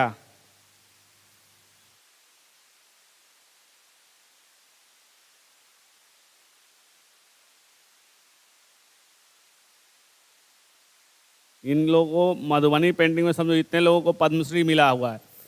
इसमें से कुछ आर्टिस्ट से मिल चुके हैं। वो लोग बनाती हैं ना अपना, एकदम छुपा छुपा के बनाएंगी। हम लोग को आश्चर्य इसलिए लग रहा था कि इतना आर्टिस्ट, इतना बड़ा आर्टिस्ट, एक तरह से कहिए कि नाम पद्मश्री मिलना, समझ रहे हो, अपने आप में बहुत बड़ी पहचान होती है। लेकिन जब ये यहाँ पे हम लोग के यहाँ ट्रेनिंग में टीचर थी बउआ देवी, इनका पेंटिंग अगर ये बना रही है जाकर देखोगे तो छुपा लेंगी। गोदावरी दत्ता का अगर देखना है पेंटिंग, गोदावरी दत्ता भी जिंदा है, अभी मरी नहीं है। इसमें किसको, कौन देवी, महिला देवी, मैना देवी को मिला है पद्मश्री, कौशल्या देवी को भी है। लिख लो दोनों। अब हमको देखना पड़ेगा कौन कौन है। इनसे तो देखो, इसमें मैक्सिमम लोगों से मिल चुके हैं, जैसे बउआ देवी, अंबिका देवी, ये सब हमारे यहाँ टीचर, जब हम वहाँ उपेंद्र महारथी में थे तो यहाँ चूंकि पद्मश्री वाले जो रहते हैं ना, उनको सैलरी ज़्यादा मिलती है, वहाँ ट्रेनिंग के लिए बुलाया जाता है। आप चाहेंगे तो आप लोग नेशनल अवार्डी या फिर पद्मश्री वाले से मिल सकते हैं, जो मधुबनी पेंटिंग को ये करते हैं। आप जाइएगा उपेंद्र महारथी में, पता है ना कहाँ है उपेंद्र महारथी, कहाँ,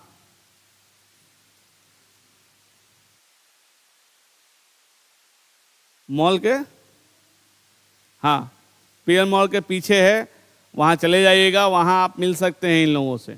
या इनकी कलाकृतियाँ देखनी हैं तो इनका, जैसे इनका गोदावरी दत्ता का, बउआ देवी, इन सब का बिहार म्यूजियम में पेंटिंग लगा हुआ है।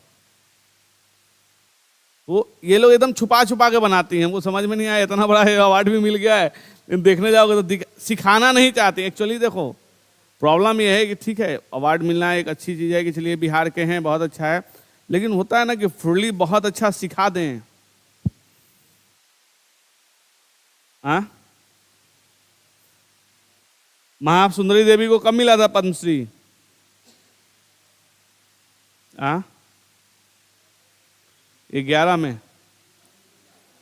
हाँ, 11 में। देखो फिर से, हम 11, हम तो जाना 11, देखो निकाल के। अगर कंफ्यूजन मुझे भी है तो उसको भी तो दूर कर। 10 में। और बिहार सरकार कला विभूति, इनको 3 तरह का इनाम मिला हुआ है। एक है पद्मश्री, एक है बिहार सरकार का कला विभूति सम्मान, और एक है भारत सरकार का गुरु सम्मान। ये 3 अवार्ड इनको मिला हुआ है। महासुंदरी देवी को अब लिख सकते हैं महासुंदरी देवी, हाइफन दे के लिखिएगा 2010 पद्मश्री। उसके बाद फिर नीचे हाइफन दे के लिखिएगा बिहार सरकार कला विभूति सम्मान। महासुंदरी देवी, उनके नीचे कोष्ठ में लिख लीजिएगा 1922 से 2013।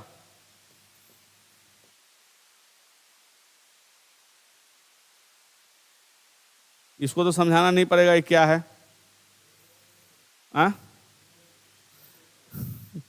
एक जन्म का है, एक मृत्यु का है, ठीक है। इसमें लिख लीजिएगा हाइपन देके 2010 पद्मश्री। उसका बाद हाइफन देके लिख लीजिएगा, फिर इनको इनाम मिला हुआ है बिहार सरकार का, बिहार सरकार हाइफन देके कला विभूति सम्मान। और उसके बाद फिर नीचे एक हाइफन देके लिखिएगा भारत सरकार गुरु सम्मान।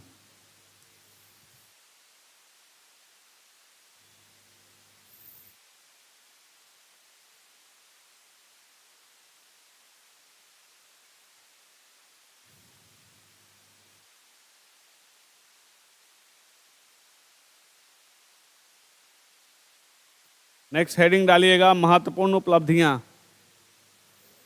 महत्वपूर्ण उपलब्धियां।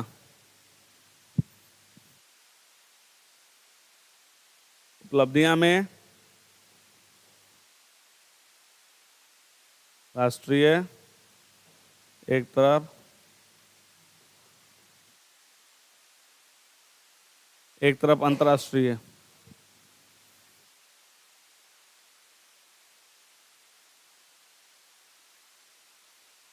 अब लिख लिए, लिखेगा राष्ट्रीय में हाइफन देके समस्तीपुर, मधुबनी, समस्तीपुर, मधुबनी, दानापुर,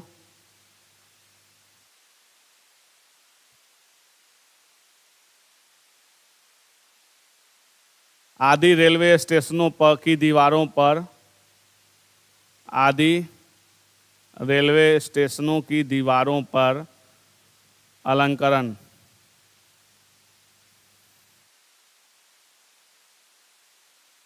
अंतर्राष्ट्रीय में लिखेगा इससे अलंकरण सजाया गया है, अलंकरण का मतलब सजावट। इसमें लिखेगा इससे संबंधित प्रथम प्रदर्शनी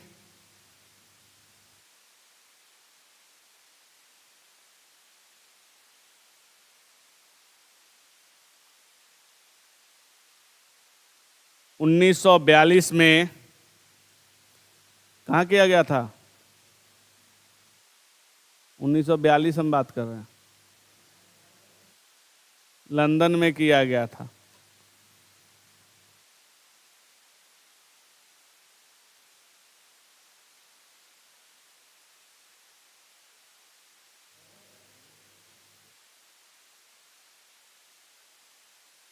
इससे संबंधित प्रथम प्रदर्शनी 1942 में लंदन में किया गया था। इधर लिखेगा राष्ट्रीय में पटना शहर की सार्वजनिक दीवारों को भी अलंकृत किया गया। देख रहे हैं पटना में जितना भी सार्वजनिक दीवार है सब जगह आपको मिल जाएगा।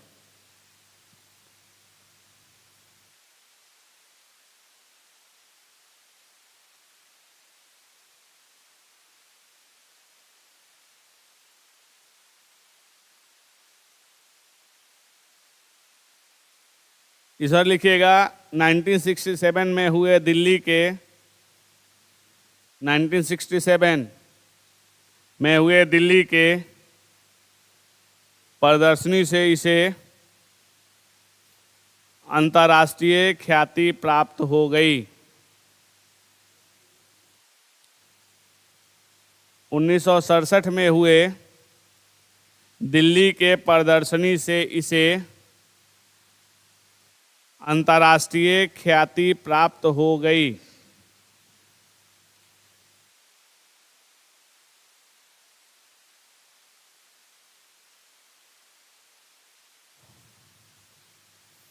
इधर लिखेगा एसबीआई के क्रेडिट कार्ड्स पर भी चित्रण, एसबीआई के क्रेडिट कार्ड्स पर भी चित्रण,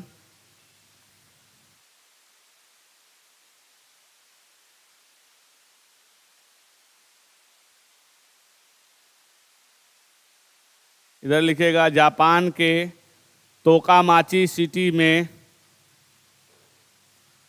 जापान के तोकामाची सिटी में एक संग्रहालय को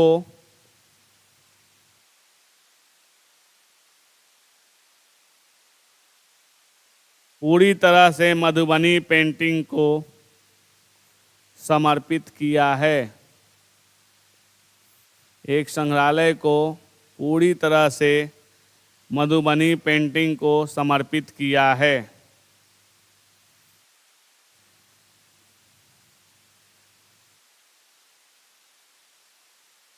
इधर लिखेगा कई प्रमुख ट्रेनों पर चित्रण, कई प्रमुख ट्रेनों पर चित्रण,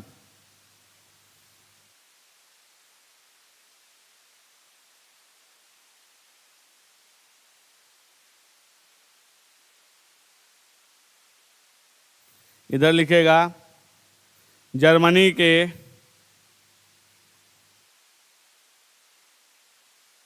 एरिक स्मिथ जैसे लोग, एरिक स्मिथ, हाँ एरिक, हाँ स्मिथ जैसे लोग इस पर शोध कार्य किए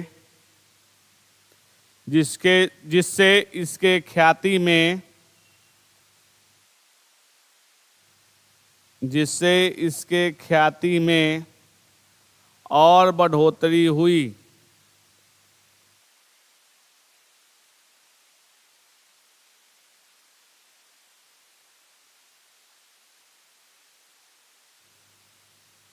इधर लिखेगा राष्ट्रीय की तरफ बाबा साहब भीमराव यूनिवर्सिटी, कहाँ है भीमराव अम्बेडकर यूनिवर्सिटी, लिख लीजिए बाबा साहब भीमराव अम्बेडकर यूनिवर्सिटी मुजफ्फरपुर के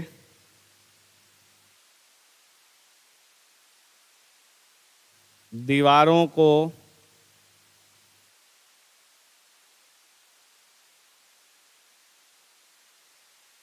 इस पेंटिंग से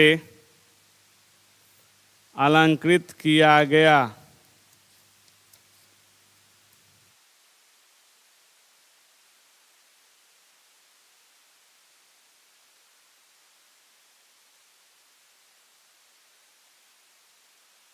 इसी में फिर लिख लीजिएगा राष्ट्रीय में ही एक और पॉइंट, दिल्ली में ओलंपिक थिएटर में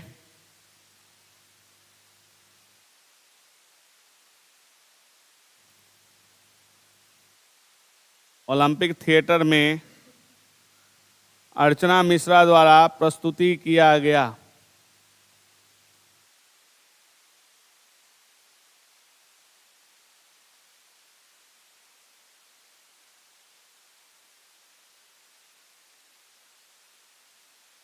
यह है आपका मधुबनी चित्रकला, कैसे ख्याति हो रही है, कैसे ये बढ़ रहा है। ठीक है, अभी हाल में ही मिला है ना जीआई टैग वाला, हमको ध्यान नहीं आ रहा इसीलिए हम नहीं लिखे हैं। उसका अगर सही पॉइंट याद है तो बताओ कब मिला है, कब मिला है, डेट बताओ। अगर याद रहे तो तुम बताओ, उसमें ऐड कर दिया जाएगा ना। तो देखो एक चीज हमेशा, इसको जीआई टैग से सिर्फ नहीं होगा, अगर आप आधा अधूरा लिखिएगा उससे बढ़िया मत लिखिए। देखो हमेशा याद रखो, अगर आपको आधा याद है मत लिखो। जैसे तुम लिखोगे इसको जीआई टैग मिला, तो जो कॉपी पढ़ रहा है ना उस सबसे पहले अगला पॉइंट खोजेगा कि कब मिला था इसको। तुम देख लेना, जैसा होगा इसको ऐड कर देंगे। उसमें क्या है, देखिए आपके कॉपी में इतना स्पेस तो रहता है, एक दो पॉइंट ऐड हो जाए। देखो कोई भी टॉपिक खत्म होता है उसके बाद आधा पेज जरूर आप छोड़ दिया कीजिए, या जिस टॉपिक को पढ़ रहे हैं ना, अगर वो टॉपिक खत्म हो रहा है ना उस पेज को आप छोड़ दिया कीजिए। क्या होता है ना कि बाद में, जैसे देखिए हमेशा आदमी एक जैसा नहीं सोचता है, हो सकता है कुछ और पॉइंट्स याद आ जाए, क्योंकि एग्जाम्स में क्या होता है कि सारे लोगों का नोट्स एक जैसा तो होना नहीं चाहिए, तो समथिंग डिफरेंट करना वो तो आपके हाथ में है ना। अब 50 स्टूडेंट है तो 50 तरीके से तो उसको नहीं, लेकिन हाँ अगर 50 स्टूडेंट चाहें तो सब कोई अपना जो नोट्स होगा वो दूसरे से डिफर कर सकता है। लिखने के पैटर्न, लाइनिंग थोड़ा सा चेंज करेगा, लेकिन हाँ उसके लिए मेहनत करना पड़ेगा। ही नहीं कि अब घर पे सोए हुए हैं, यहाँ से गए, अब लिख लिए ना, बस किताब में बंद कर दिए कॉपी को कि हाँ हम सब पढ़ लिए। जिस समय बंद कर दिए वो कहानी वहीं खत्म हो जाता है। और कोई क्वेश्चन?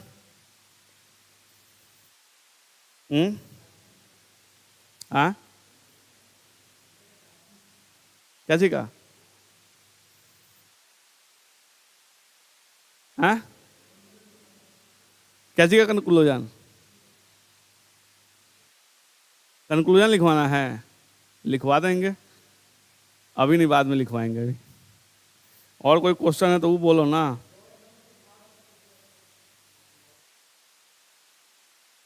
करा देंगे, 1-2 दिन के बाद हम एक क्लास और लेते हैं, किसी दिन लगवा लेते हैं। तो थोड़ा सा कल तो छुट्टी मारेंगे क्योंकि मेरा तबीयत नहीं ठीक है, कल ऑफिस भी नहीं जाना है, तो इसीलिए 1-2 दिन अभी हम छुट्टी मारेंगे रिलैक्स करने के लिए। इसीलिए जल्दी जल्दी में इसको ख़त्म किए हैं कि 1-2 दिन रिलैक्स करते हैं। इसके जैसे मंदिर निर्माण, जैसे जो तुम लोग के पास टॉपिक है वो टॉपिक आप तैयार कर लीजिए, कौन कौन से टॉपिक पे पढ़ना है। देखिए पढ़ना आपको है, पढ़ाना हमको है, आप टॉपिक बताइएगा हम पढ़ा देंगे। मंजूषा आपके सिलेबस में है नहीं,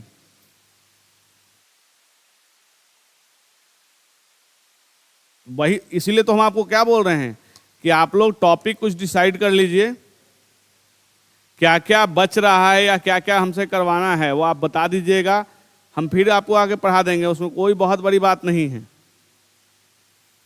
इसका जल्दी ही हम आपका ये PDF हम आपको ग्रुप में शेयर कर देंगे। इस सब का टाइप हुआ नहीं है क्योंकि इधर हमको बैठने का ये करने का नहीं मन किया, इसलिए नहीं किए हैं। हाँ इंग्लिश जब करेंगे तो दोनों ही लैंग्वेज करेंगे, हिंदी इंग्लिश दोनों ही करेंगे, तो हम करके आपको दे देंगे, बहुत जल्दी ही मिल जाएगा, बस थोड़ा सा रिलैक्स होने दो। बाकी और कोई टॉपिक?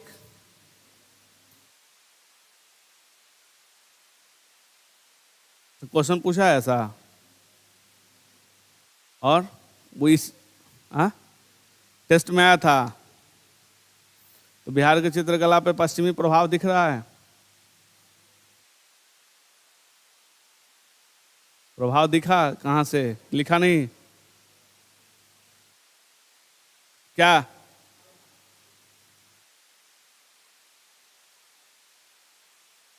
पटना कलम पे ही तो था। तो बिहार की चित्रकला और है क्या?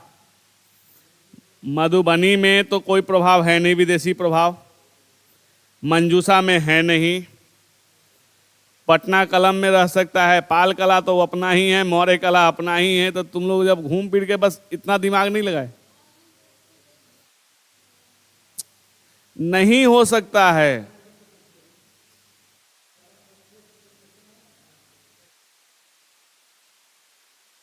पटना कलम का ही जिक्र करना है। देखिए जैन चित्रकला जो है, जैन पेंटिंग्स कितने मिल रहे हैं आपको? तो फिर नहीं, देखिए क्या होता है कि सबसे पहली बात क्वेश्चन समझने का, उसने सिर्फ बिहार पूछा है। अगर राजा रवि वर्मा का पेंटिंग ले जाइएगा तो उस पर विदेशी प्रभाव है, लेकिन वो बिहार के तो है नहीं। तो फिर आपको देखिए सबसे पहली बात कि क्वेश्चन क्या पूछ रहा है, कॉन्सेंट्रेट होकर पहले उसको समझ लो। पटना कलम ही रहेगा और क्या रहेगा?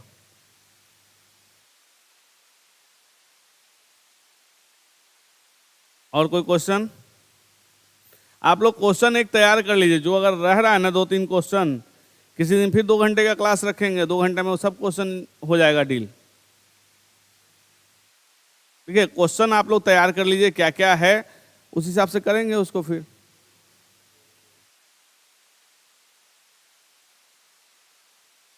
तो देखिए निर्माण कला में बस 3 शैली ही तो आपको बताना है, नागर, द्रविड़ और वेसर शैली। बाकी तो मंदिर आपको पूरा डील करना नहीं रहेगा उसमें, एग्जाम्पल्स तो बहुत हैं। और क्योंकि आज भी ये हमारे प्रचलन में है, तो इसलिए रिलेवेंट है। क्योंकि रिलेवेंट देखो, समय के साथ इसने हर चीज को अडॉप्ट किया।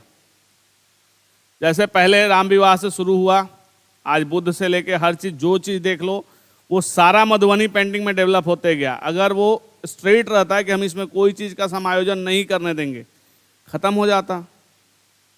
रेलिवेंट इसीलिए है क्योंकि आज भी लोगों के मन में इसके प्रति कोई उत्सुकता कम नहीं हुई है। जब अंग्रेज उस समय ले गए, जब हमारे यहाँ अकाल था, उस समय फोटो खींच के ले गए और इसका व्यवसायीकरण किया, तो उस समय क्या था कि हमारी जरूरत थी वो, और आज ये हमारा बिजनेस हो गया। आप समझ रहे हैं, कम से कम लाखों लोग इस रोजगार में लगे हुए हैं, एक दो लोग नहीं है। आप किसी भी स्टॉल, जहां भी मेला लगेगा, सरस मेला, ये सब गांधी मैदान में लगता है, आप जाकर देखिए कितने ज़्यादा ये बिक्री है इसका।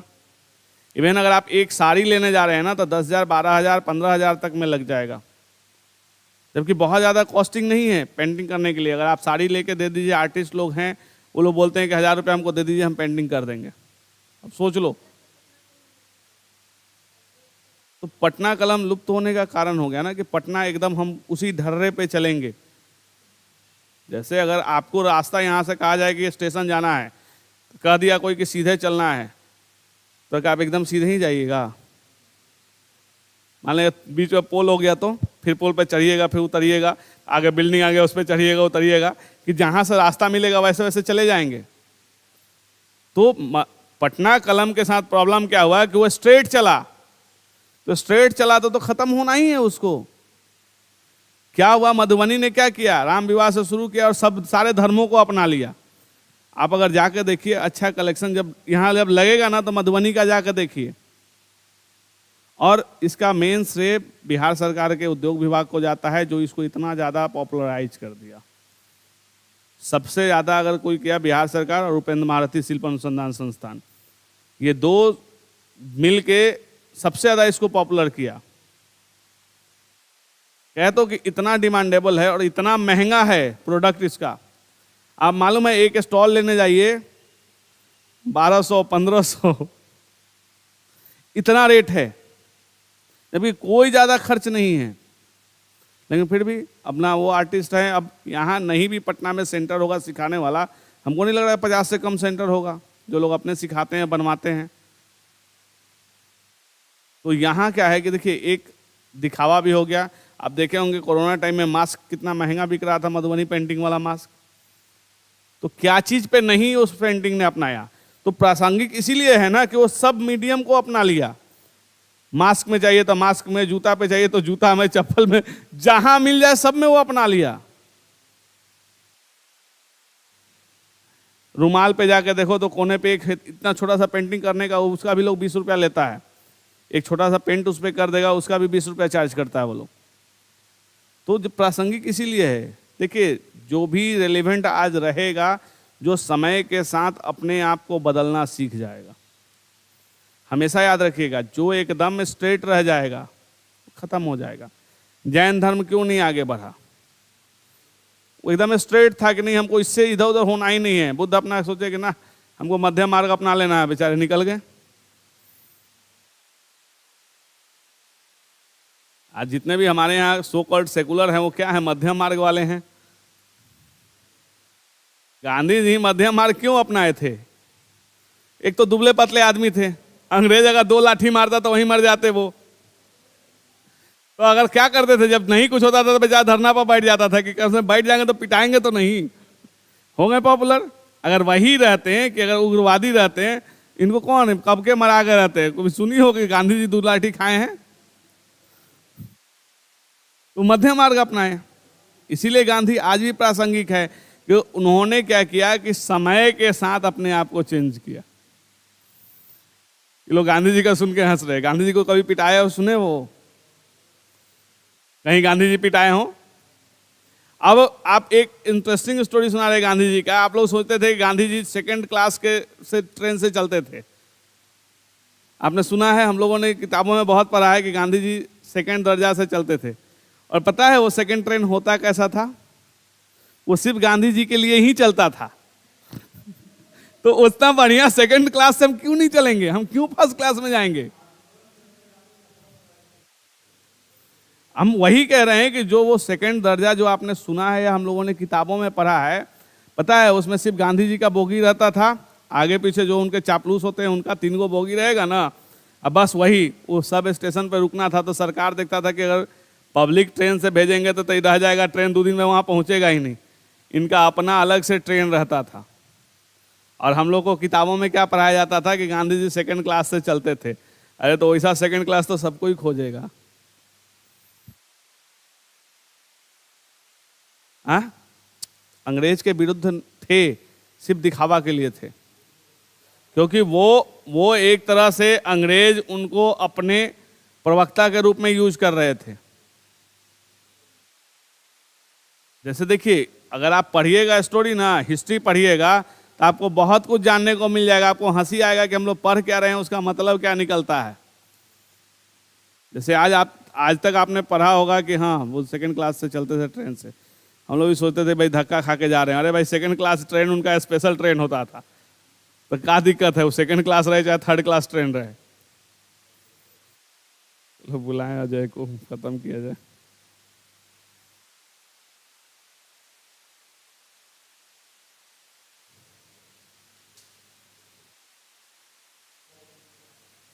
हाँ,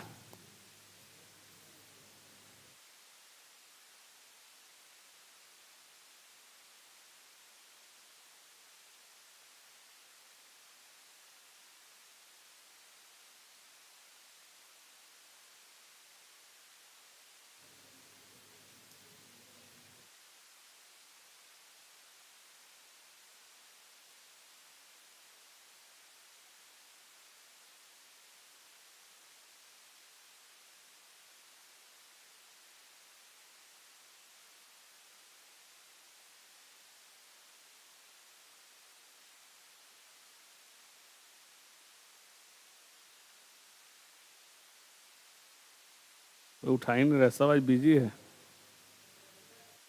बोल अब।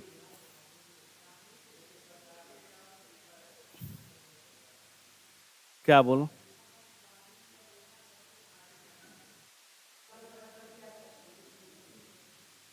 हम भी देखे हैं कहीं ये क्वेश्चन, लेकिन अब हमको भी नहीं पता है।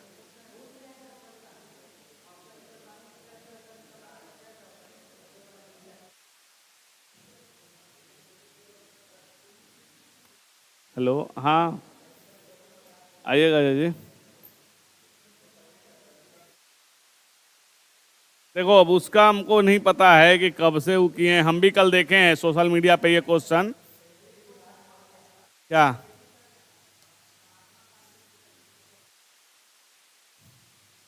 बेटी का हम भी नहीं, तुमको पता तो होगा ही।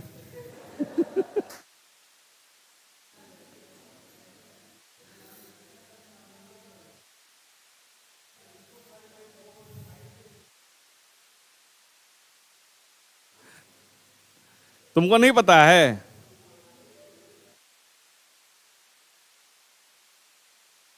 खत्म करें।